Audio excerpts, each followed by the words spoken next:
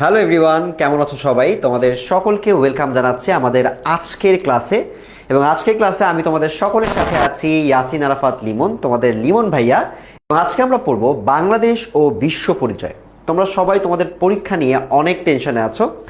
SSC 26, তোমরা তোমাদের SSC পরীক্ষা এবং তার আগে তোমাদের টেস্ট পরীক্ষা নিয়ে অনেক বেশি চিন্তিত। তোমরা চিন্তা করছো কিভাবে প্রত্যেকটা সাবজেক্টে ভালো মার্কস পাওয়া যায় এবং কিভাবে প্রত্যেকটা সাবজেক্টকে তোমরা তোমাদের যে এই প্লাসটা তোমরা নিশ্চিত করতে চাও সেটা তোমরা কিভাবে নিশ্চিত করতে পারো। সো এই চিন্তাটাকে দূর করার জন্য আমরা আজকে নিয়ে আসলাম একটা ওয়ান শট ক্লাস, যেখানে আমরা বিজিএস পড়বো এবং বিজিএস এর গুরুত্বপূর্ণ 50টা এমসিকিউ পড়বো, যেই এমসিকিউগুলো থেকে তোমার টেস্ট পরীক্ষায় কমন আসার সম্ভাবনা আছে এবং এই ধরনের প্রশ্নই তোমার টেস্ট পরীক্ষায় আসবে। ঠিক আছে? সো এমসিকিউগুলোর সাথে আমি তো যেটা করব সেটা হচ্ছে তোমাদের প্রত্যেকটা এমসিকিউর সাথে আর যে গুরুত্বপূর্ণ তথ্যগুলো আছে সেই তথ্যগুলো আমি তোমাদেরকে দিয়ে দিব।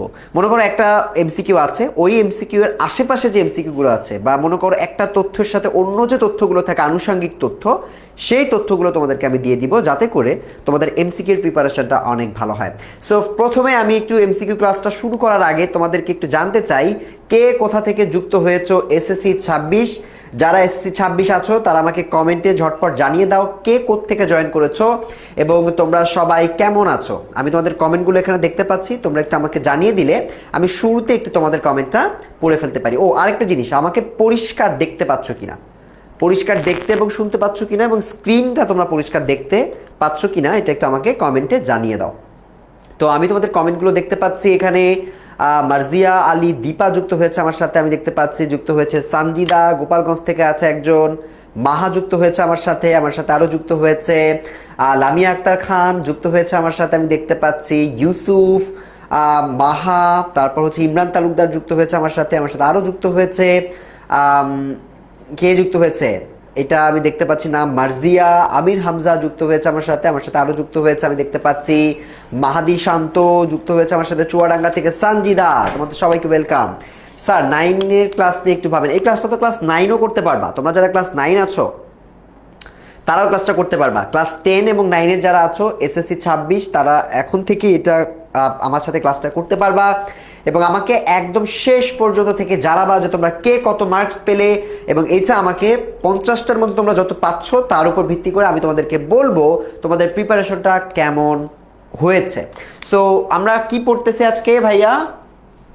আজকে আমরা পড়তেছি বিজিএস। আজকে আমরা পড়তেছি বিজিএস, বাংলাদেশ ও বিশ্ব পরিচয়। এই বিজিএস এর আমাদের কিন্তু বিজিএস এর সব থেকে বড় ঝামেলা হচ্ছে, এক হচ্ছে এমসিকিউতে, দুই সৃজনশীলেও তোমরা অনেক বেশি সমস্যায় পড়ো, কারণ তোমাদের মনে হয় যে সৃজনশীলে ভাইয়া লিখে শেষ করতে পারি না। সো এই জন্য তোমাদেরকে আজকে আমরা চেষ্টা করতেছি যে এমসিকিউটা যেন তোমরা বেশি বেশি প্র্যাকটিস করে এমসিকিউটা দ্রুত শেষ করতে পারো, যাতে করে সৃজনশীলে তুমি বেশি সময় দিতে পারো। সো এক্ষেত্রে কিন্তু তোমার সৃজনশীল এবং এমসিকিউ দুটোতেই ভালো করতে হবে। সো আমরা এমসিকিউ প্র্যাকটিস করবো এবং প্রত্যেকটা এমসিকিউ তোমরা নিজেরা পড়বা, ভুল গেলে রিভাইজ করবা, যাতে পরীক্ষার হলে গিয়ে তোমার আর ভুল না হয়। সো সবাই কি রেডি? সবাই আমাকে জানাও যে তোমরা রেডি কিনা। ও আর এই লাইভটা যারা জয়েন করছো, এই লাইভটা ফেসবুক থেকে যারা দেখতেছো তুমি প্রোফাইলে শেয়ার করে রেখে দিতে পারো, কারণ লাইভটা শেয়ার করে রাখলে তুমি জাস্ট টেস্ট পরীক্ষা যেদিন পরীক্ষার আগের দিন তুমি 2x স্পিডে এটা আবার দেখতে পারবা। আর আমাদের এই পেজে যেহেতু আমরা অনেক ভিডিও আপলোড করি, সো এটা তোমরা পরবর্তীতে খুঁজে পেতে তোমাদের কষ্ট হতে পারে। সো তোমরা তোমাদের প্রোফাইলে রেখে দাও, পাশাপাশি তোমার ফ্রেন্ডকেও দেখার সুযোগ করে দাও, যাতে করে সকলে আমরা এই ফ্রি ক্লাসটা থেকে উপকৃত হতে পারি। ক্লাসটা যেহেতু ফ্রি, সো তোমাদের উচিত তোমাদের ফ্রেন্ডদের সাথে এটা শেয়ার করা, যাতে করে সবাই এটা থেকে উপকৃত হতে পারে। শেয়ার করা হয়ে গেলে কমেন্ট একটু আমাকে জানাও। ভাইয়া শেয়ার করে দিয়েছি। মারিয়াম আক্তার মিলি, কেমন আছেন ভাইয়া? আলহামদুলিল্লাহ ভালো আছি, সুস্থ আছে, একদম পারফেক্ট আছি।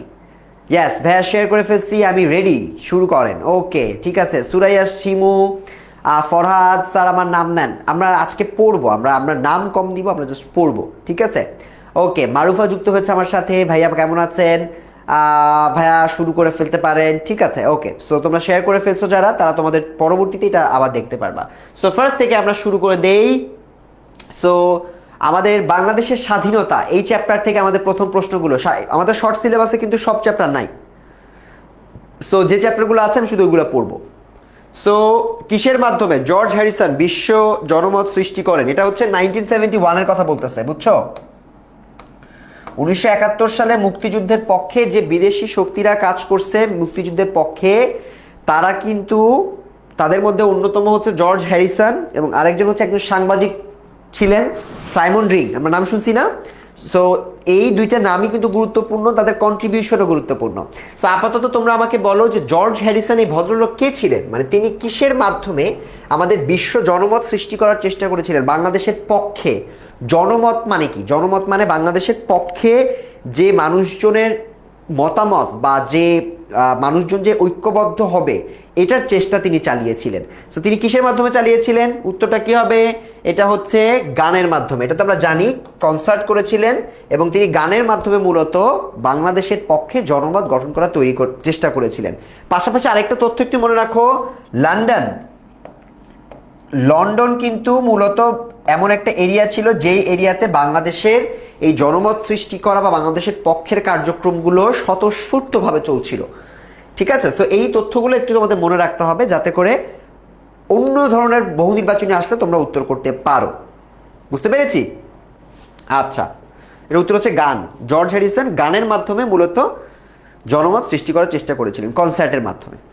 ঠিক আছে, 2 নাম্বার উত্তরটা একটু আমাকে বলো। 2 নাম্বারটা হচ্ছে মুক্তিযুদ্ধে জাতিসংঘের ভূমিকা কেমন ছিল? এটা খুবই সহজ প্রশ্ন।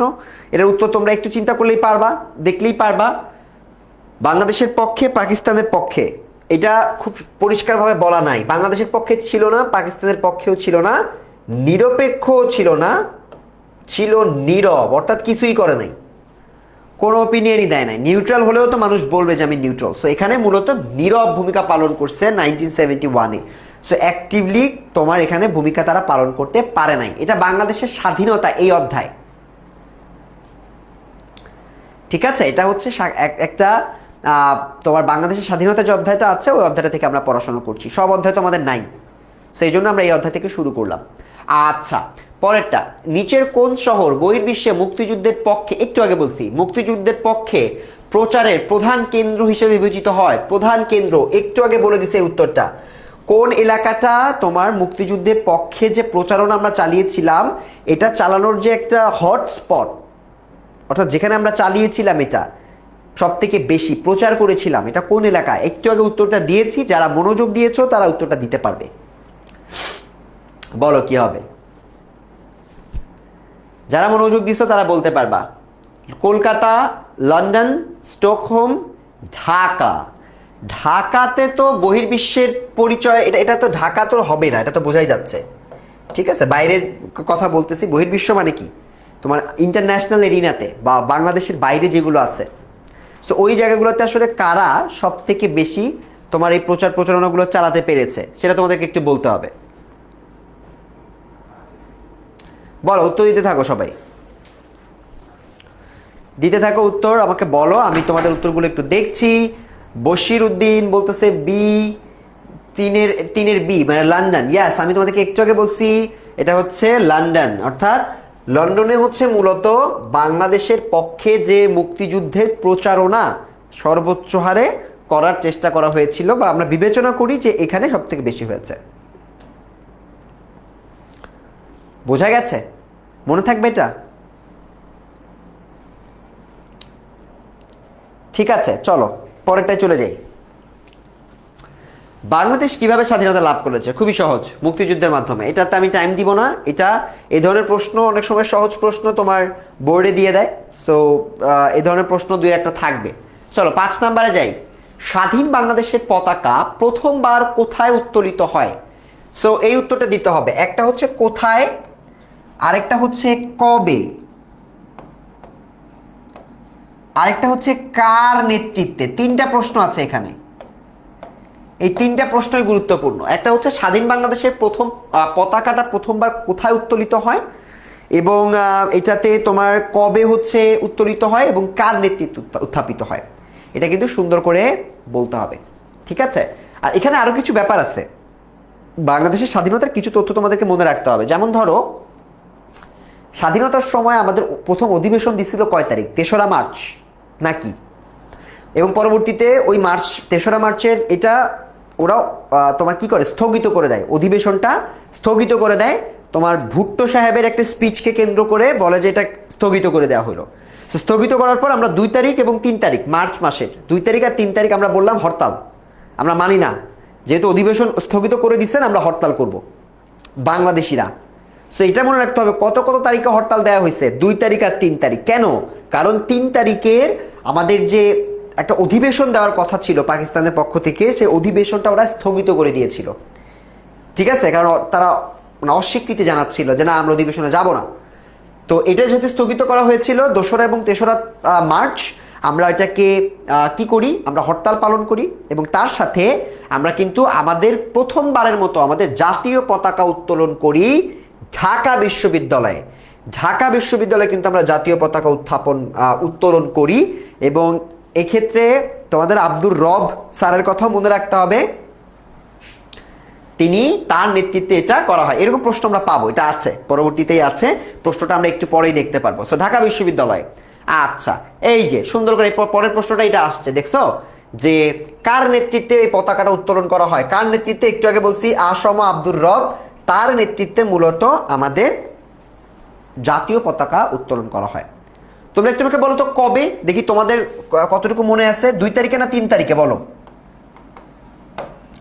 অনেকগুলো কাজ হয় এই সময়টাতে, কিন্তু অনেকগুলো কাজ হয়েছে, অনেকগুলো কাজ হয়েছে। যেমন ধরো জাতীয় পতাকা উত্তোলনের একটা তথ্য আছে, আসম আব্দুর রবের নেতৃত্বে হলো, এটা একটা তারিখে।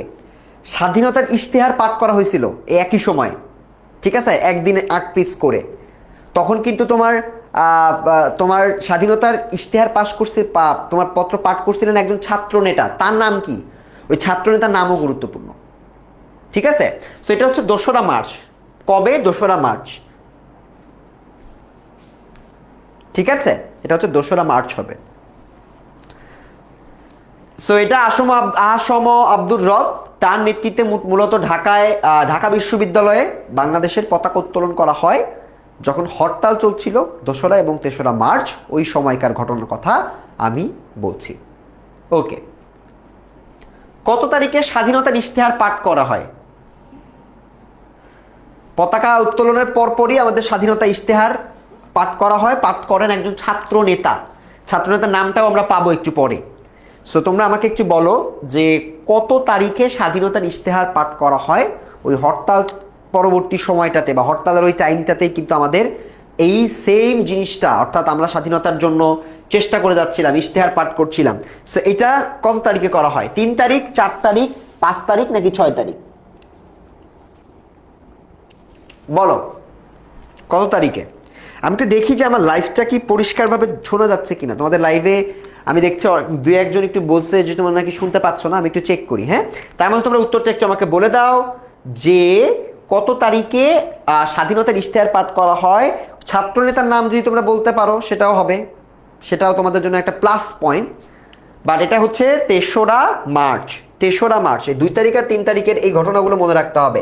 একটা হচ্ছে পতাকা আর একটা হচ্ছে স্বাধীনতার ইশতেহার পাঠ করেন। এবার আসো, স্বাধীনতার ইশতেহার পাঠ করেন কে? এদের মধ্যে যে পাঠ করেন সে একজন হচ্ছে ছাত্র নেতা।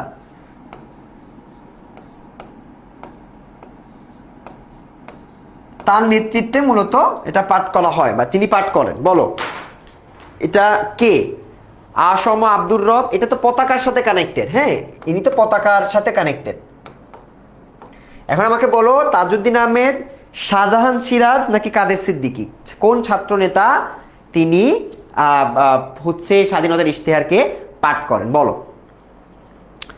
সো আমার লাইফটা কি ঠিকঠাক দেখা যাচ্ছে কিনা আমি একটু দেখি। 10 মিনিট স্কুলের পেজে আমার লাইফটা চলছে, আমার লাইফটা, আচ্ছা আমি লাইফটা দেখতে পাচ্ছি না সামহাও, একটু অপেক্ষা করো আমি একটু দেখি। ইয়াস, তোমরা অনেক মানুষ আমার সাথে লাইভে ক্লাসটা করতেছো, আমি দেখতে পাচ্ছি 351 জন তোমরা লাইভে আছো। সো ঠিক আছে, আমরা লাইভটা কন্টিনিউ করব।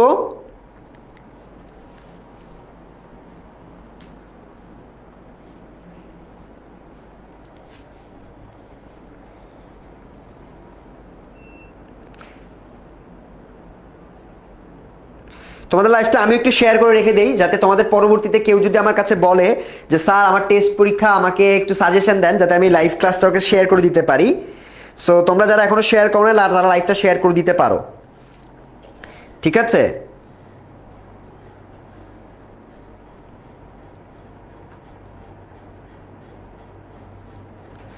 ওকে, সো তোমাদের লাইভটা আমি শেয়ার করে দিলাম।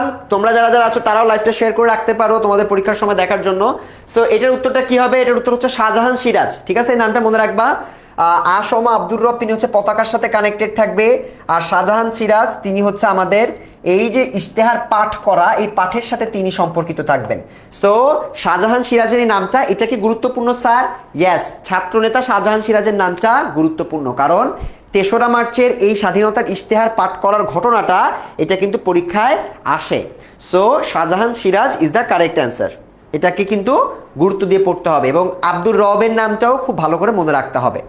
ওকে, পরেরটায় চলে যাই, আন্তর্জাতিক তারিখ রেখা। এবার আমরা কোন অধ্যায়ে চলে আসছি? থার্ড চ্যাপ্টার, চ্যাপ্টার 3-তে চলে আসছি। চ্যাপ্টার 3-তে তোমাদের সমস্যা না সবার? অনেকের তো চ্যাপ্টার 3-তে সমস্যা আছে। সো চ্যাপ্টার 3 এর এইগুলা কিন্তু এখন একটু গুরুত্ব দিয়ে পড়তে হবে, কারণ চ্যাপ্টার 3 থেকে এমসিকিউ সিকিউ দুইটাই কমন পাবা 100%। এবং তোমরা অনেকে কিন্তু এটা স্কিপ করো, স্কিপ করলে লসটা তোমার, কারণ খুব সহজ কিছু টেকনিক ফলো করলেই চ্যাপ্টার 3 তুমি কমপ্লিট করতে পারবা এবং চ্যাপ্টার 3 থেকে অ্যান্সার করতে পারবা। সো প্রথম কমন আসার মতো প্রশ্ন, আন্তর্জাতিক তারিখ রেখা কোন দুইটি মহাদেশের মধ্যে অবস্থিত? আন্তর্জাতিক তারিখ রেখাটা, ঠিক আছে, আমরা দ্রাঘিমা রেখা পড়ছি না? ওই দ্রাঘিমা রেখায় তো সময়ের পরিবর্তন হয়। সো একটা জায়গায় গিয়ে আমাদের একটা রেখা টানতে হয়েছে, ঠিক আছে, যে রেখার এই পাশে একটা তারিখ, ওই পাশে আরেকটা তারিখ।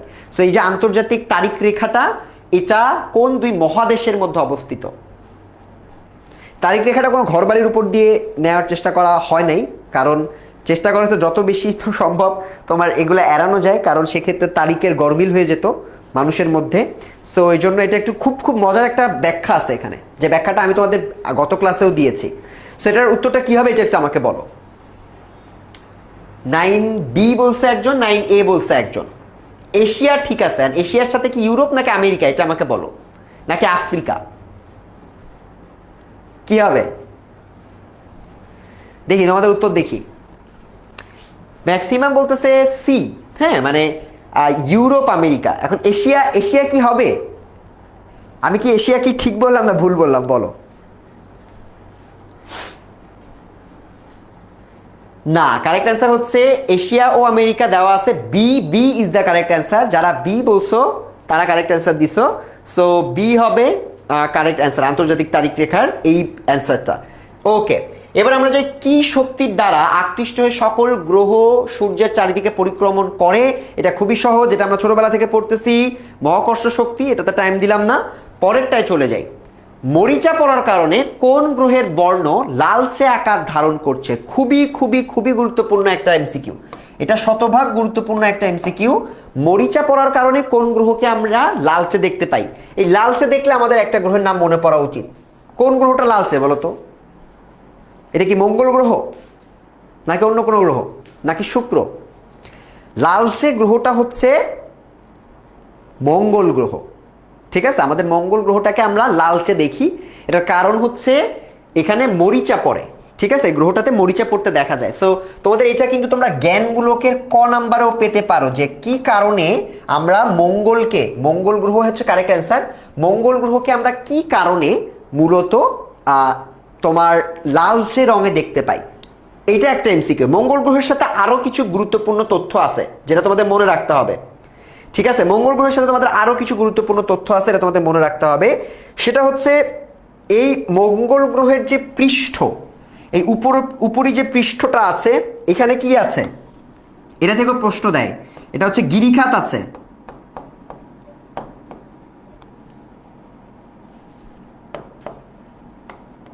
গিরিখাত ও আগ্নেয়গিরি আছে এখানে, ঠিক আছে? সো এটাও কিন্তু আমাদের প্রশ্ন আছে যে কোন গ্রহের পৃষ্ঠে গিরিখাত এবং আগ্নেয়গিরির উপস্থিতি আছে, এটা প্রশ্ন আসে। তখন তোমাকে দাগাতে হবে যে স্যার এটার অ্যান্সার হচ্ছে মঙ্গল, মঙ্গল গ্রহের এটা একটা আছে। আরেকটা গুরুত্বপূর্ণ তথ্য, দুইটা, এইগুলো সবগুলো তোমাদের মনে রাখতে হবে, ঠিক আছে? সবগুলো মনে রাখতে হবে। একটা হচ্ছে এটার পৃষ্ঠ কেমন, আরেকটা হচ্ছে এটার উপগ্রহগুলো কি কি, এটার উপগ্রহ কোনটা কোনটা। মঙ্গলের উপগ্রহ মনে রাখতে হবে, একটা হচ্ছে ডিমোস, আরেকটা কি ফেবোস। সো এই দুইটা থেকে তোমাকে বলতে পারে যে এটা কারা বা এটা কি, ডিমোস এবং ফেবোস কি। তখন তোমাদের কিন্তু এই মঙ্গলের সাথে যে তোমাদের সুন্দর করে কানেক্ট করে বলতে হবে বা লিখতে হবে, এটা কিন্তু তোমরা লিখতে পারবা না। সো এখন এই যে বললাম তথ্যটা, এটা তোমাদেরকে মনে রাখতে হবে। মঙ্গল এটা লালচে, তার কারণ হচ্ছে এটা মরিচা পড়ে, এবং ডিমোস এবং ফেবোসকে তোমার মনে রাখতে হবে, কারণ ডিমোস এবং ফেবোস থেকে কিন্তু প্রশ্ন আসতে দেখা যায়। বুঝা গেছে? মঙ্গল গ্রহ সম্পর্কে এই তথ্যগুলোই গুরুত্বপূর্ণ। ওকে, পরেরটাই যাই। আয়তনে বৃহস্পতি পৃথিবীর থেকে কত গুণ বড়, এটা মনে রাখতে হবে, কারণ বৃহস্পতি অনেক বড় একটা গ্রহ। সো এই বৃহস্পতি আমাদের পৃথিবীর সাথে আমি যদি তুলনা করি, পৃথিবী তো 3 নম্বরে আছি আমরা, 1 2 3 সামনের দিক, সূর্যের কাছের দিক থেকে, দূরত্বের দিক থেকে।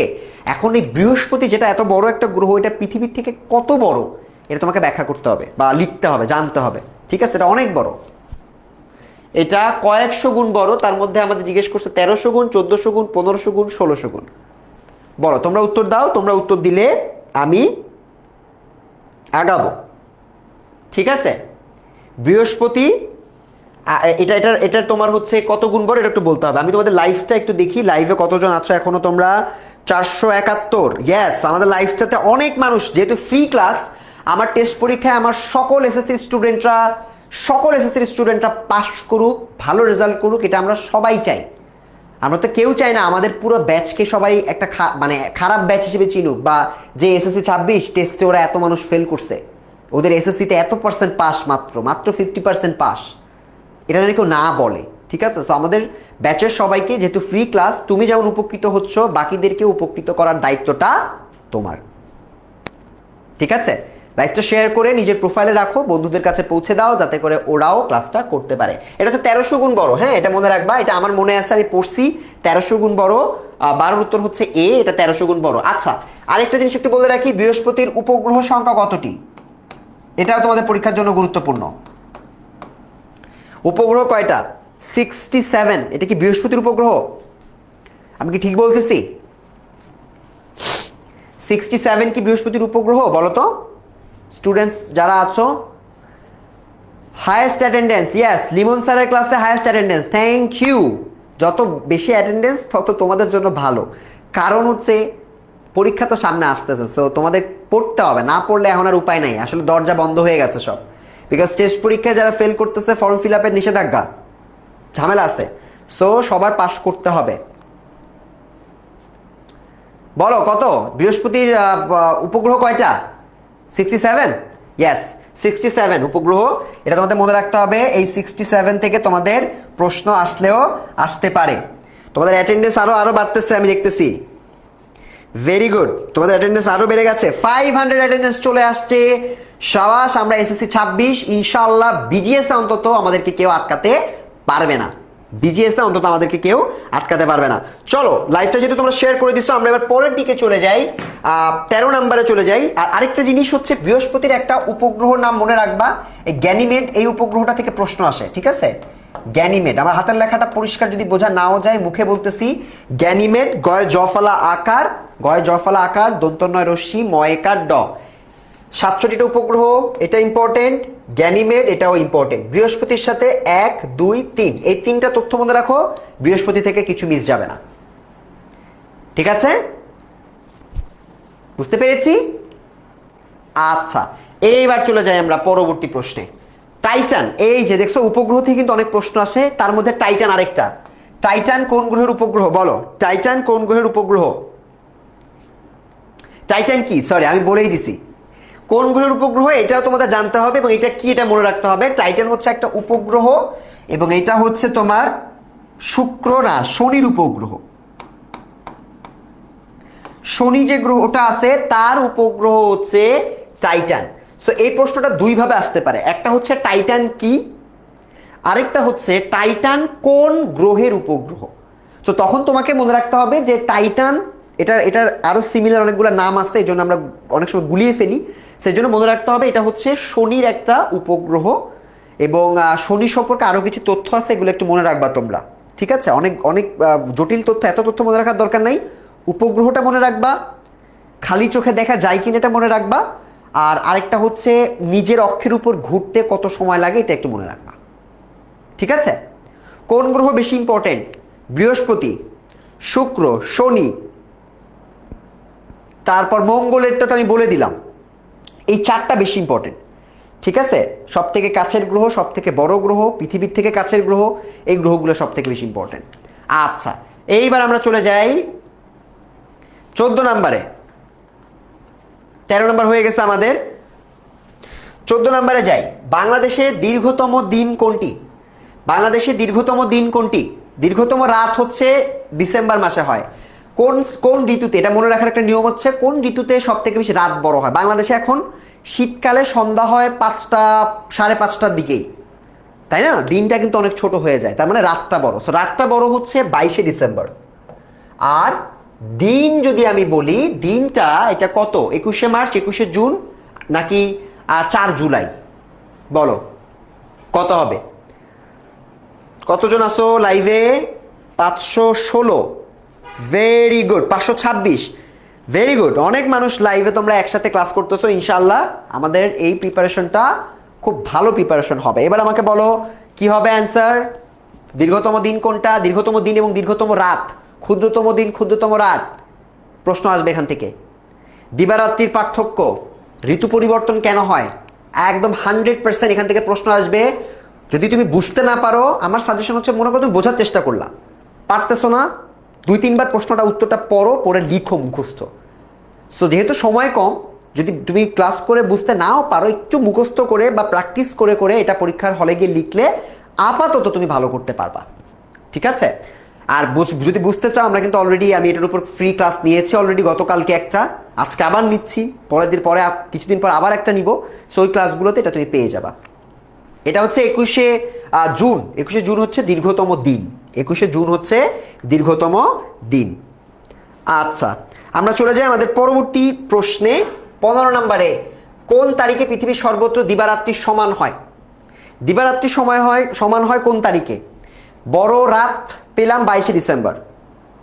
তারপর হচ্ছে বড় রাত মানে হচ্ছে ছোট দিন 22শে ডিসেম্বর। আর তোমার হচ্ছে বড় দিন পেলাম একটু আগে 21শে জুন। আর এখন কোথায় ব্যালেন্স? দুইটা সমান। জুন, জুলাই, আগেরটা কত? এটা হচ্ছে June, July, August, September, October, November, December. দুইটার মাঝামাঝি যে টাইমটা, দুইটা ডেটের, দুইটা মাসের মাঝামাঝি যে টাইমটা, ওই টাইমটাই মূলত দিবারাত্রি সমান হয়। তার মানে তুমি যদি জুন আর ডিসেম্বরের মাঝখানে চিন্তা করো, তাহলে এটা হচ্ছে সেপ্টেম্বর। কাজ অ্যান্সার হচ্ছে 23শে সেপ্টেম্বর। হিসাবটা কিভাবে করবে বুঝছো? 22 তারিখ রাত বড়, 21শে জুন দিন বড়, তাহলে জুন থেকে ডিসেম্বরের মাঝখানে হচ্ছে সেপ্টেম্বর। সো সেপ্টেম্বরের 23 তারিখ। সো এভাবে তুমি চাইলে মনে রাখতে পারো, চাইলে তুমি জ্ঞানমূলকভাবে মনে রাখতে পারো যে স্যার অ্যান্সার হচ্ছে জাস্ট আমার 23শে সেপ্টেম্বর। ঠিক আছে, পরেরটা, কোন তারিখে পৃথিবীর সর্বত্র, আছে এটা তো পড়লামই, গ্রিনিচ মানমন্দিরের উপর দিয়ে উত্তর মেরু থেকে দক্ষিণ মেরু পর্যন্ত বিস্তৃত ভৌগোলিক রেখাটির নাম কি? সো এটা যদি তোমার পৃথিবী হয়, এটা যদি হয় উত্তর মেরু, ঠিক আছে, এটা যদি হয় দক্ষিণ মেরু, এটা যদি হয় উত্তর মেরু, এটা যদি হয় দক্ষিণ মেরু। সো এই যে এখান থেকে যে লেখাটা আছে, আমি বাঁকা টানলাম মনে হয়, এখান থেকে যে রেখাটা আছে, এই রেখাটার মধ্যে এই যে রেখাটা, এটার নাম কি? এটার নাম কি? এটা জিজ্ঞেস করছে, এটার নামটা জিজ্ঞেস করছে, বলো। এই রেখাটাকে ধরা হয় হচ্ছে 0 ডিগ্রি, এখান থেকে ডিগ্রি কল্পনা করা হয়। সো এইটাকে আমরা কি রেখা বলি? এটা কি মূল মধ্যরেখা, কর্কট ক্রান্তি রেখা? না, কর্কট ক্রান্তি রেখা কখনো 0 ডিগ্রি না, এটা 0 ডিগ্রি হবে না। কর্কট ক্রান্তি রেখা 0 ডিগ্রি হয় না। মকর ক্রান্তি আর কর্কট ক্রান্তি 23.5 ডিগ্রি, আমরা জানি না, এটা 23.5 ডিগ্রি থাকে। আর এই যে রেখাটার কথা আমরা বলতেছি, যেটা গ্রিনিচ মানমন্দিরের উপর দিয়ে উত্তর মেরু থেকে দক্ষিণ মেরু পর্যন্ত গেছে, এটা হচ্ছে 0 ডিগ্রি কল্পনা করা হয়। এটার নাম কি বলো? এটার নাম কি হবে?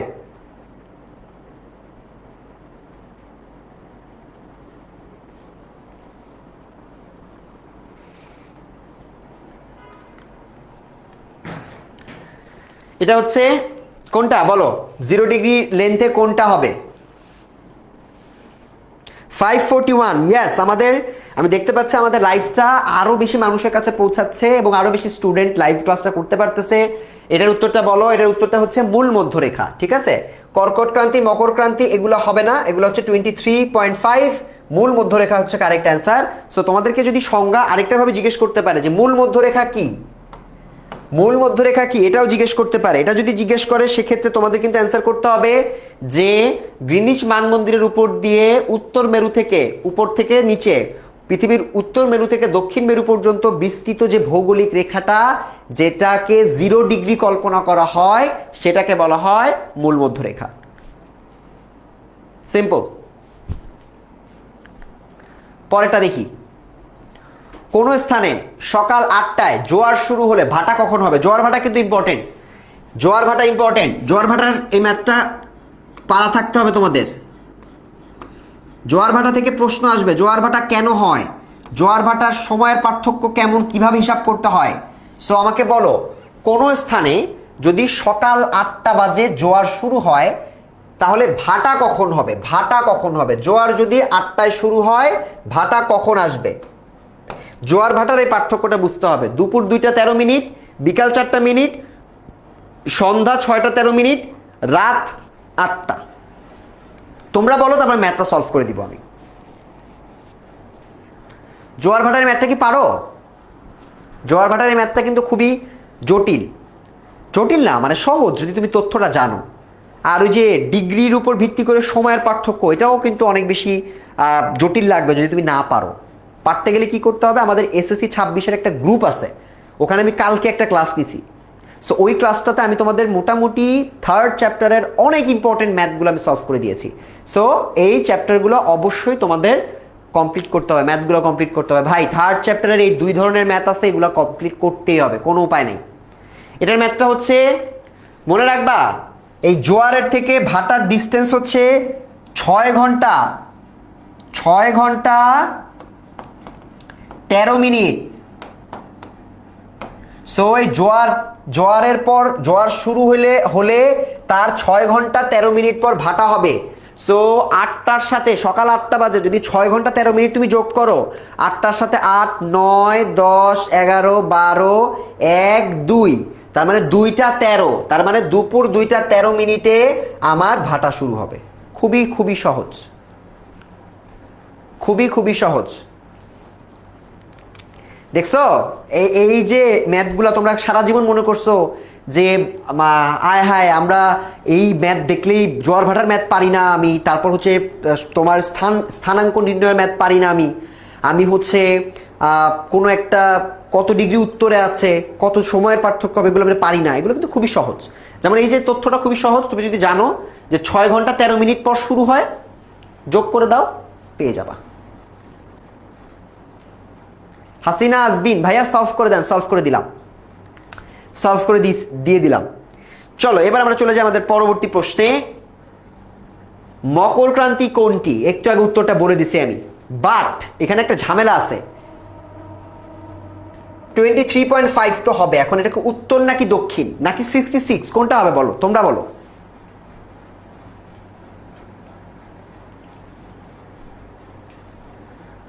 বলো, এটা মকর ক্রান্তি, কর্কট ক্রান্তি আমরা পড়ছি না? সো মকর ক্রান্তির এটার অ্যান্সার কি হবে বলো। আমাদের লাইফটা 560 আরো বেড়ে গেছে, আমি দেখতে পাচ্ছি লাইভটা অনেক অনেক অনেক মানুষ তোমরা একসাথে লাইভে ক্লাসটা করতেছো। সো আমাকে একটু বলো যে মকর ক্রান্তি কোনটা? 18 নম্বরের অ্যান্সার কি হবে? 18 নম্বরের অ্যান্সার কি হবে বলো। এ বলতেছো উত্তর অক্ষাংশ, উত্তর মানে কিন্তু এই যে মানে এটা যদি বেশি চ্যাপ্টা হয়ে গেছে, এত চ্যাপ্টা না।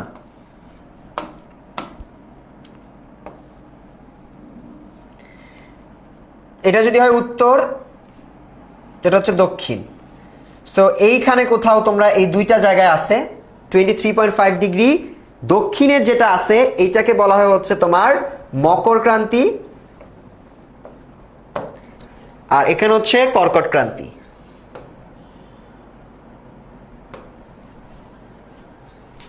না, মকর যেটা হচ্ছে 23 দক্ষিণ, এবং উত্তরেরটা তুমি ওইভাবে অপোজিটটা বলো, ঠিক আছে? সো এখানে উত্তর আর দক্ষিণে তোমাকে একটু মনে রাখতে হবে। চলো পরেরটা যাই। সো আমাদের থার্ড চ্যাপ্টার মোটামুটি শেষ। থার্ড চ্যাপ্টার মানে কঠিন চ্যাপ্টার যেটা আছে এটা আমাদের মোটামুটি শেষ। এবার আমরা যাব হচ্ছে পরেরটায়। পরেরটায় মানে পরবর্তী যে চ্যাপ্টারটা আছে 6 চ্যাপ্টার মনে হয়, আমি এক্স্যাক্টলি চ্যাপ্টারের নাম্বারটা মনে নাই। এই চ্যাপ্টারটা আবার গুরুত্বপূর্ণ। কোনটি রাষ্ট্রের মুখ্য কাজের অন্তর্ভুক্ত? অসুস্থদের স্বাস্থ্যসেবা প্রদান, দ্রব্যের দাম নিয়ন্ত্রণ করা, বাধ্যতামূলক প্রাথমিক শিক্ষা, আঞ্চলিক বৈচিত্র্য রক্ষা করা। মুখ্য কাজ এগুলো একটু কনফিউজিং, সবগুলো দেখলেই মনে হয় সবগুলোই তো মুখ্য কাজ, আমি কোনটাকে দাগাবো স্যার? সো এখানে কিন্তু তোমাদের মনে রাখতে হবে যে এই তথ্যগুলো বা এই এমসিকিউগুলো সরাসরি তোমরা মুখস্থ করবা বা কাজগুলোকে বারবার পড়বা, বারবার লিখবা, তাহলে তোমাদের ক্ষেত্রে এটা মনে থাকবে। আর যদি বারবার না পড়ো, বারবার না লিখো, মনে থাকবে না। এটা কারেক্ট অ্যান্সার হচ্ছে দ্রব্যের দাম নিয়ন্ত্রণ করা, এটা হচ্ছে তার মুখ্য কাজ। মুখ্য কাজ, ঠিক আছে? মনে হচ্ছে যে ভাইয়া তার মানে অসুস্থদের কি স্বাস্থ্যসেবা প্রদান করার দরকার নাই? আছে, কিন্তু রাষ্ট্রের যে মূল মুখ্য কাজগুলো তোমার বইতে দেওয়া আছে তার মধ্যে একটা হচ্ছে দ্রব্যের দাম নিয়ন্ত্রণ করা। এটা প্রায়োরিটিতে মুখ্য কাজের দিকে থাকবে। বোঝা গেছে? আচ্ছা, নাগরিকের 3টা গুণ পড়ছি আমরা। নাগরিকের গুণের মধ্যে নাগরিকের গুণ কোনটা?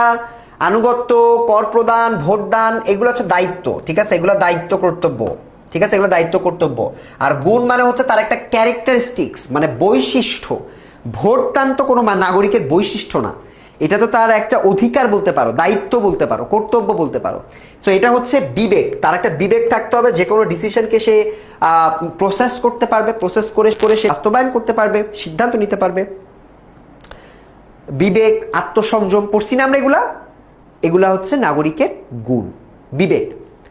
ওকে, পরেরটায় যাব। সার্বভৌমের আদর্শ কি? সার্বভৌমের আদর্শ হচ্ছে তোমার সার্বভৌম মানে হচ্ছে কোনো একটা রাষ্ট্র তোমার যেই ভিত্তিতে চলে, হ্যাঁ, এবং বাইরের কেউ সেখানে এসে হস্তক্ষেপ করতে পারে না, এবং এই হস্তক্ষেপের মূলটা হচ্ছে ল, রুল অফ ল। এটা যদি থাকে, এই লটা যদি থাকে, আইনটা যদি থাকে, সেক্ষেত্রে তুমি সার্বভৌমত্ব চর্চা করতে পারবা। সার্বভৌমের আদর্শ হচ্ছে আইন, সার্বভৌমের আদর্শ হচ্ছে আইন। কে কয়টা পারতেছো আমাকে লাস্টে জানাতে হবে কিন্তু। আর এই ক্লাসটার আমরা একদম 50টা এমসিকিউ থাকবে, 50টাই তোমার পরীক্ষার জন্য গুরুত্বপূর্ণ। থার্ড চ্যাপ্টার পর পড়লাম, এবং লাইভটা তোমাদের সবাইকে অবশ্যই নিজেদের প্রোফাইলে একটু শেয়ার করে রাখতে হবে। আমি দেখতে পাচ্ছি 51 শেয়ার আছে, তোমরা এখানে অনেকে ক্লাস করতেছো, 500 পিপল। তোমরা এটাকে শেয়ার করে নিজের প্রোফাইলে রেখে ফ্রেন্ডদেরকে হেল্প করতে পারো, অথবা নিজেকেও হেল্প করতে পারো, কারণ তুমি পরে আবার এটাকে ব্যবহার করতে পারবা। আচ্ছা, আইনের 6টি উৎসর কথা বলা আছে, এটা কে বলছে? হল্যান্ড, গার্নার, এই দুজনের মধ্যে একজন হবে, অ্যারিস্টটল বা প্লেটো হবে না। তোমাদেরকে আমি ডাইরেক্টলি বলে দিলাম, এটা হচ্ছে হল্যান্ড অথবা গার্নার। আমি কি ভুল বললাম? হল্যান্ড নাকি হচ্ছে গার্নার? এটা কিন্তু ফুটবলার হল্যান্ড না, তোমরা ফুটবলার হল্যান্ড হল্যান্ড মনে করো না, ম্যান সিটির। হল্যান্ডকে আমি চিনি, তোমরা আবার হল্যান্ড মনে করো না, ফুটবলার হল্যান্ড মনে করো না। সো এটা কি হবে? উত্তর হচ্ছে হল্যান্ড, ঠিক আছে? এটা হচ্ছে হল্যান্ড, যিনি 6টা উৎসের কথা উল্লেখ করছে। এখানে অনেকগুলো উৎস আছে, যে উৎস থেকে আইন তৈরি হতে পারে, আমরা সেগুলো পড়েছি, আমাদের সিকিউ যখন আমাদের ক্লাস করিয়েছি তখন আমরা পড়েছি। সো হল্যান্ডের কথা তোমাদেরকে মনে রাখতে হবে, তিনি হচ্ছে 6টি উৎসের কথা বলছে। এগুলো একটু কনফিউজিং, বিকজ গার্নারও অনেক কিছু বলছে। কোনটি মানুষের বাহ্যিক আচরণ ও ক্রিয়াকলাপকে নিয়ন্ত্রণ করে? ধর্ম, প্রথা, আইন, আইনসভা। এটা মনে রাখবা, বইয়ের ভাষায় উত্তর দিতে হবে। তুমি নিজে যেটা চিন্তা করো ওটা বললে হবে না, কিন্তু তোমার নিজের চিন্তা করা উত্তর দিলে কিন্তু হবে না, বইয়ের ভাষায় উত্তর দিতে হবে। নিজের চিন্তা করা উত্তর দিলে হবে না, তোমার বইয়ের ভাষায় উত্তর দিতে হবে, না হলে কিন্তু ভুল হয়ে যাবে, ঠিক আছে? বইয়ের ভাষায় উত্তর দিতে হবে।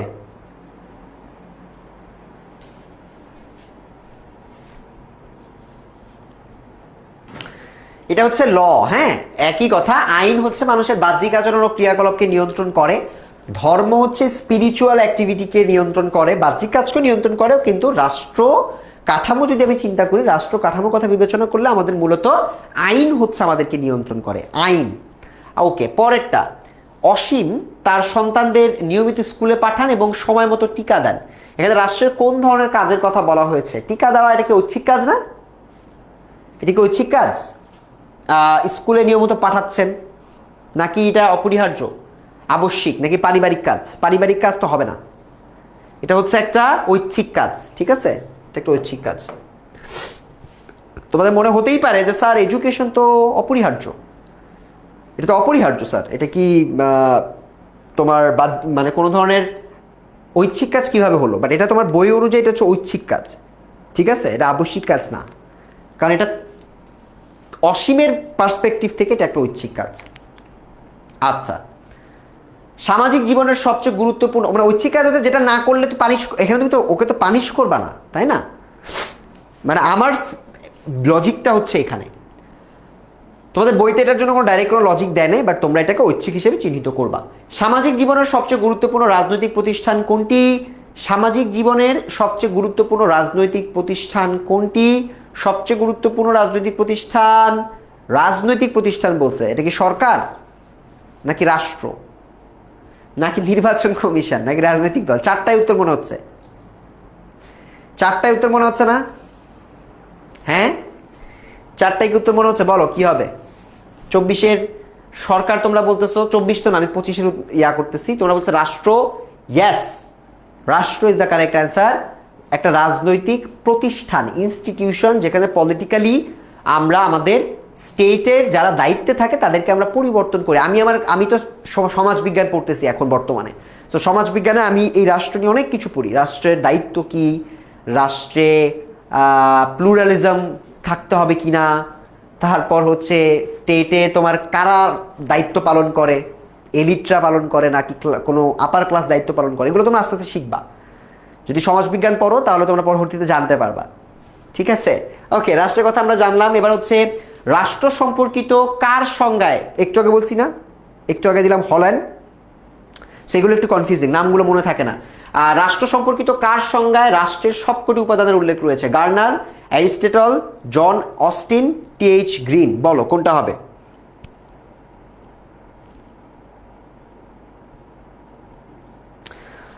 ঠিক আছে, আমাদের লাইফটাতে আলহামদুলিল্লাহ এখনো আমাদের ফুল অ্যাটেন্ডেন্স আছে, 500-র উপর অ্যাটেন্ডেন্স আমরা এখনো দেখতে পাচ্ছি। তার মানে আমাদের বাচ্চারা মনোযোগ দিয়ে আসলে পড়াশোনা করতেছে। আই এম সো হ্যাপি যে তোমরা আসলে সিরিয়াসলি নিছো এটাকে, কারণ সিরিয়াসলি না দিলে ভাই তোমরা বিপদে পড়ে যাইতা, এবং তোমরা মানে বিপদে পড়ো, এটা আসলে আমি আর চাই না, কারণ আমরা অলরেডি প্রি টেস্টে অনেক বড় ধাক্কা খেয়েছি, তাই না? এটা হচ্ছে কি গার্নার, একটা হচ্ছে গার্নার, যে হচ্ছে রাষ্ট্রের সবকটা উপাদানের কথা উল্লেখ করছে।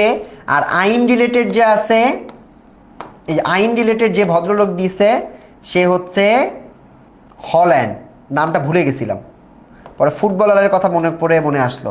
সো আইন রিলেটেড হচ্ছে হল্যান্ড, রাষ্ট্র সম্পর্কিত সবগুলো বলছে হচ্ছে গার্নার। ঠিক আছে, হল্যান্ড আর গার্নারের এই দুইটা একটু মনে রাখতে হবে, হল্যান্ড আর গার্নারের। অনেকে উত্তর দিচ্ছ, সাগর উত্তর দিচ্ছে, আমি সবার নাম পড়তেছি না, কারণ নাম পড়লে সময় যায়। আচ্ছা, পরের প্রশ্ন, ব্রিটেনের অধিকাংশ আইনের কোন উৎস থেকে আসছে? আইন কিন্তু অনেকগুলো উৎস থেকে আসে, প্রথা থেকে আসে, ধর্ম থেকে আসে, ছড়িয়া ভিত্তিক যারা চালায় রাষ্ট্র তাদের ধর্ম থেকে আসে, আবার কিছু কিছু প্রথা আছে, কিছু কিছু অনেক আদিকালের নিয়ম আছে যেটা চলতে চলতে চলতে চলতে এখন ল হয়ে গেছে, সেটা মূলত ব্রিটেনেরটাও প্রথা থেকে আসছে। ঠিক আছে, এই জন্য প্রথাটাকে এত ভালো করে এক্সপ্লেইন করলাম। ব্রিটেনের মোস্ট আইন এগুলো সব প্রথা বা রীতি, চলিত রীতি, যেগুলো অনেকদিন ধরে চলেছে তার ভিত্তিতে এসেছে। পিডিএফটা কোথায় পাবা? এসএসসি 2026 সুপার স্টুডেন্টস একটা গ্রুপের লিঙ্ক দেওয়া আছে, ওই গ্রুপটাতে এক্ষুনি সবাই জয়েন করো। SSC 26 super students group, SSC 26 super students 10MS, এই গ্রুপে আসো, ইনশাআল্লাহ সব ধরনের সাজেশন, স্লাইড সব কিছু পেয়ে যাবা। একটু আগাই, রাষ্ট্র সবথেকে গুরুত্বপূর্ণ ঐচ্ছিক কাজ কোনটা? এগুলা কাজ রিলেটেড প্রশ্ন তুমি সিকিউতে বেশি পাবা, এমসিকিউতে কম আসবে। এটা হচ্ছে ঐচ্ছিক কাজ বলছে, তার ঐচ্ছিক কাজ মানে হচ্ছে মনে হয় জনগণের স্বাধীনতা রক্ষা করা, ওকে, এটা একটা ঐচ্ছিক কাজ। তারপরেটা যাই, রাষ্ট্রের নাগরিক অধিকার খর্ব হয় কখন? আইনের অনুশাসন না থাকলে, র্যাব বাহিনী না থাকলে, শাসন বিভাগ না থাকলে, পুলিশ বাহিনী না থাকলে, আইনের অনুশাসন না থাকলে। ঠিক আছে, আইনের অনুশাসন মানে কি? একটা আইনের উপস্থিতি, এরকম একটা প্রশ্ন আসে যে আইনের অনুশাসন মানে কি। আইনের অনুশাসন মানে আইনের ব্যাপ্তি বা এটার বিস্তার, এটা যদি না থাকে তাহলে যে কেউ ক্রাইম করতে পারে, অন্যায় করতে পারে, তাই না? সেটা হচ্ছে আইনের অনুশাসন না থাকলে আমাদের নাগরিক অধিকার খর্ব হয়। এটাকে গুরুত্বপূর্ণ এমসিকিউ। ইয়েস, এটা গুরুত্বপূর্ণ এমসিকিউ।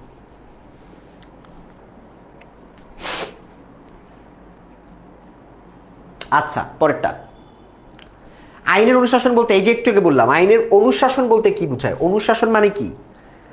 অনুশাসন, আইন বাতিল করা তো হবে না, ব্যাখ্যাও হবে না। এইখানে তোমরা একটু কনফিউজড হয়ে যাবা যে স্যার আইনের প্রণয়ন নাকি প্রাধান্য। আইনের অনুশাসন মানে আইন প্রণয়ন না, আইন তৈরি করা না, বরং যে আইনটা তৈরি হয়েছে ওটাকে প্রাধান্য দেওয়া, বাস্তবায়ন করা। বুঝতে পারছো ঝামেলাটা কোথায়? সো আইন প্রণয়ন ইজ সামথিং ডিফারেন্ট, তুমি এটাকে ডাইরেক্টলি কানেক্ট করতে পারবা না। তো আইন প্রণয়ন হলেও ওই আইনটাকে বাস্তবায়ন করতে গেলে প্রাধান্য দিতে হবে, যে প্রাধান্যটাকে বলা হচ্ছে আইনের অনুশাসন। খুবই সিম্পল, খুবই সিম্পল। বুঝতে পেরেছি সবাই? সিয়াম খান তোমার উত্তর হয়েছে, লুবনার উত্তর হয়েছে, অচেনা প্রহর ফেসবুক আইডির নাম উত্তর হয়েছে। কত অধ্যায় চলছে আইনের অধ্যায়টা? কত অধ্যায়? আমার এক্সাক্ট অধ্যায়ের নাম্বারগুলো মনে নাই এখন। 2 আছে, 3 আছে, 6 আছে, 8 আছে, তাই না? আমি যদি ভুল না করি 11 আছে। আচ্ছা, পরেরটায় যাই। কোন আমলে জমিদারি ব্যবস্থা বিলুপ্ত হয়ে ধনতান্ত্রিক অর্থনৈতিক ব্যবস্থা স্থান করে নেয়? ধনতান্ত্রিক মানে হচ্ছে পুঁজিবাদ, পুঁজিবাদ মানে হচ্ছে ক্যাপিটালিজম। এই ক্যাপিটালিজমকে নিয়ে আমি এতদিন পড়তেছি, পড়াশোনা করতেছি। তোমরা কি জানো আমরা যারা সমাজবিজ্ঞান পড়ি তারা ক্যাপিটালিজম সারা জীবন ধরে ক্যাপিটালিজমই পড়তেছি, ক্যাপিটালিজমকে ক্রিটিসাইজ করে আসতেছি, ক্যাপিটালিজম। সো এই যে ধনতান্ত্রিক অর্থনৈতিক ব্যবস্থা, এটা জমিদারি ব্যবস্থা বিলুপ্ত হয়ে ধনতান্ত্রিক অর্থনৈতিক ব্যবস্থা কখন স্থান আমল করে? এটা হচ্ছে মুঘল আমলে, ঠিক আছে? একদম মুঘল আমল থেকে। বাট এটা অত মডার্ন ক্যাপিটালিজম ছিল না, পুঁজিবাদ ছিল না। বাট এটাকে আমরা আস্তে আস্তে মডার্ন বানিয়ে আমরা ক্যাপিটালিজম বানিয়েছি, ঠিক আছে? ধনতান্ত্রিক অর্থ ব্যবস্থা আস্তে আস্তে এটা মডার্ন ক্যাপিটালিজমের দিকে আমাদেরকে নিয়ে আসছে। আচ্ছা, জনাব শফিকের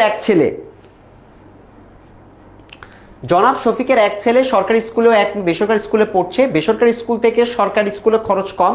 এখানে কোন ধরনের অর্থনীতি ইঙ্গিত হয়েছে? বেসরকারি মানে কি? Private school. এই প্রাইভেট স্কুল মানে কি জানো? প্রাইভেট স্কুল মানে হচ্ছে সম্পদের মালিকানা আছে, সম্পদের ব্যক্তি মালিকানা আছে। একটু ভালো করে এক্সাম্পলটা বুঝতে হবে। সম্পদের ব্যক্তি মালিকানা আছে তার মানে যে কেউ চাইলে একটা স্কুল প্রতিষ্ঠা করে ব্যবসা করতে পারে। ব্যবসা মানে সে এখানে সার্ভিস দিয়ে টাকা নিতে পারে, তাই না? সো প্রাইভেট স্কুল থাকা মানে হচ্ছে এটা একটা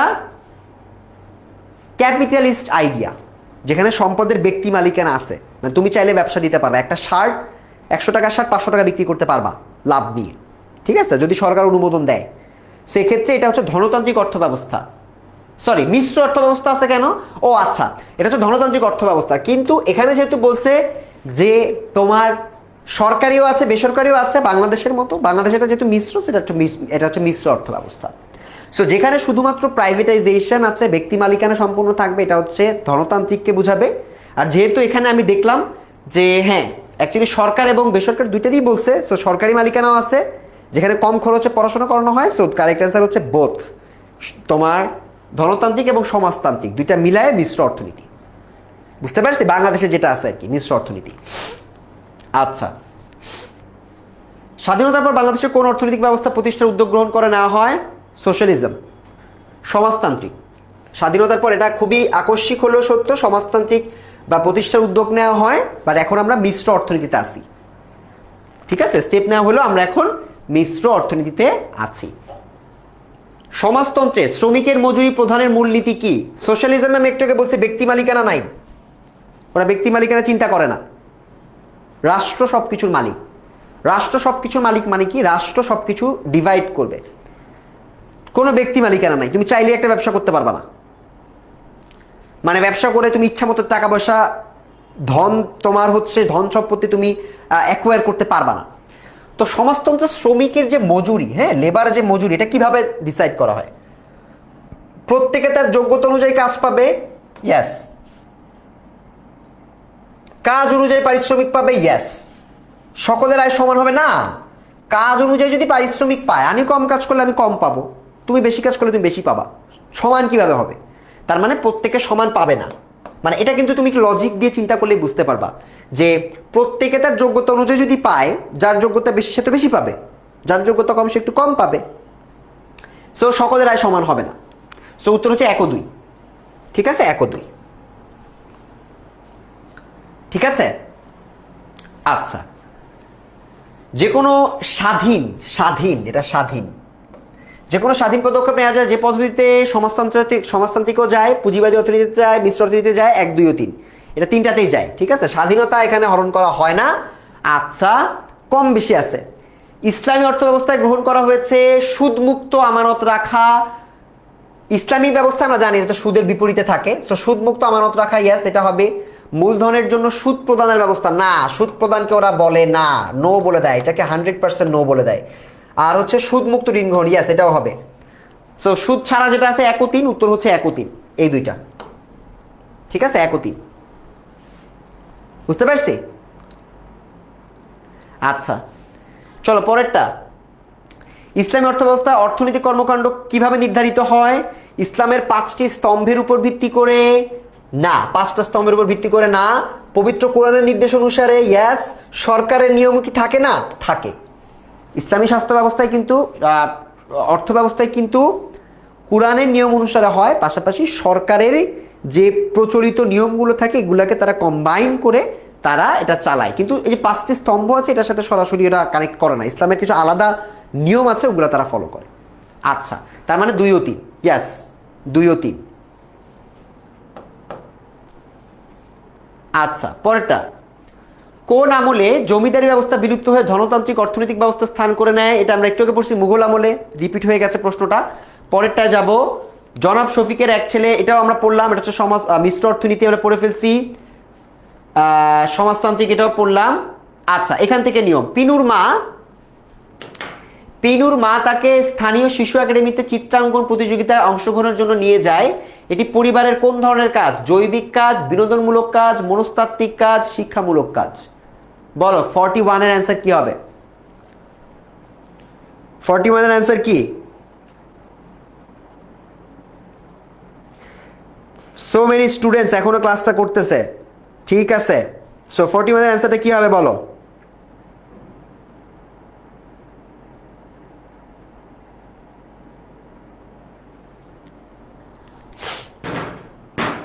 চিত্রাঙ্কন প্রতিযোগিতায় অংশগ্রহণের জন্য তাকে নিয়ে গেছে, এটা কোন ধরনের কাজ? এটা একটা শিক্ষামূলক কাজ। সো এটা বিনোদনমূলক যারা বলবা তারা ভুল বলবা। ঠিক আছে, এটা একটা শিক্ষামূলক কাজ, এটা একটা জ্ঞান একবার এখানে যেহেতু করতে পারবে। সো এটার কারেক্ট অ্যান্সার হচ্ছে শিক্ষামূলক। পরেরটা, সমাজের প্রাথমিক প্রতিষ্ঠান কোনটি? ফ্যামিলি।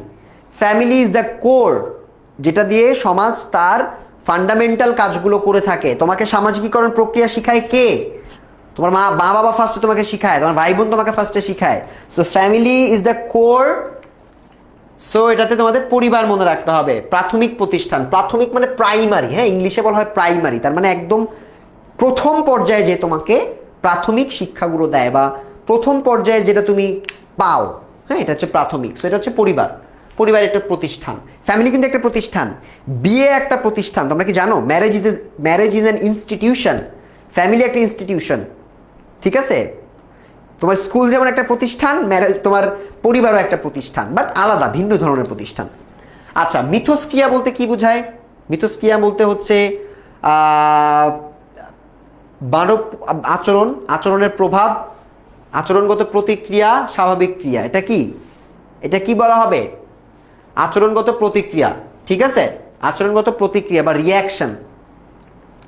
আচ্ছা, পরেরটা, মানুষের ব্যক্তিত্বের গঠন ও বিকাশে কয়টি উপাদানের প্রভাব লক্ষ্য করা যায়? 3টা। একটু আমরা পড়ছি ব্যক্তিত্ব বিকাশের ক্ষেত্রে 3টা এলিমেন্টস, যে 3টা এলিমেন্টস আছে ওই 3টা এলিমেন্টের মাধ্যমে মূলত আমাদের 3টা এলিমেন্টের প্রভাব মূলত লক্ষ্য করা যায়। So 3 is the correct answer. 3, এগুলো সব ইম্পর্টেন্ট। ঠিক আছে, এটাও তোমার অলমোস্ট 90% ইম্পর্টেন্ট, মানে আমি বলতে পারতেছি না, আমার মনে হয় এটা আসবে। আচ্ছা, 45, কোন পরিবেশের মধ্যে মানুষ বিকশিত হয়? কোন পরিবেশের মাধ্যমে মানুষ বিকশিত হয় বলো? সামাজিক, রাজনৈতিক, অর্থনৈতিক, মনস্তাত্ত্বিক। মানে দেখে চারটায় অ্যান্সার মনে হবে, বাট বোর্ডে যখন এগুলো আসে তখন আমাদেরকে একটাই দাগাতে হয়, এটা হচ্ছে সোশ্যাল। মনে রাখবা সোশ্যাল বা সামাজিক যেটা আছে এটা সব থেকে কোর, ঠিক আছে? সোশ্যাল এই ওয়ার্ডটা দিয়েই মূলত আমাদেরকে ডিফাইন করা হয়। এর মধ্যে অনেকগুলো প্রতিষ্ঠান আছে, ফ্যামিলি আছে, এডুকেশনাল ইনস্টিটিউশন আছে, শিক্ষা প্রতিষ্ঠান আছে, তারাও আমাদেরকে কন্ট্রোল করার চেষ্টা করে বা আমাদেরকে বিকশিত হতে সহযোগিতা করে। ধর্মশিক্ষার প্রাণকেন্দ্র মসজিদ, মাদ্রাসা, বিদ্যালয়, পরিবার। বলো, তোমরা বলো, তারপরে আমি উত্তরটা নিব। তোমরা বলো, তারপরে আমি উত্তরটা নিব। ধর্মশিক্ষার প্রাণকেন্দ্র কোনটা? ধর্মশিক্ষার প্রাণকেন্দ্র কোনটা? 415, ইয়েস। এখনো 400-এর বেশি স্টুডেন্ট আছে।